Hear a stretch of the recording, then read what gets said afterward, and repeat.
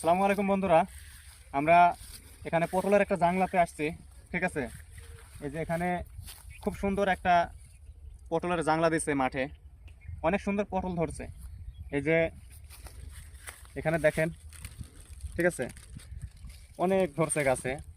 তো যাদের মানে জায়গা জমি আছে, দেখা গেল যে এই যে এখানে যে জায়গাটা, এই জায়গাটাতে হয়তো একটু পটলের আবাদ করলো, বা এই যে ঢেঁড়স, করলা, ভেন্ডি, অনেক কিছু করা যায়। ঠিক আছে, জায়গা থাকলে অল্প অল্প করলে দেখা গেল যে বাজার থেকে কিনা লাগলো না, নিজের জমিতেই ফসল হয়ে গেল। তো এই যে এইভাবে আপনারা করতে পারেন। দেখা গেল যে শাকসবজি যেগুলা যদি মনে করেন যে নিজের জায়গা জমি আছে, ঠিক আছে, করলে এখানে বাজারে যাওয়া লাগলো না, কিনা লাগলো না, নিজের জমিতেই হলো। আর এটা মনে করেন যে ভেজাল মুক্ত থাকলো। তো সবাই চেষ্টা করবেন করার জন্য, করলে অনেক ভালো হবে। ঠিক আছে, ভালো থাকবেন, সুস্থ থাকবেন, ধন্যবাদ।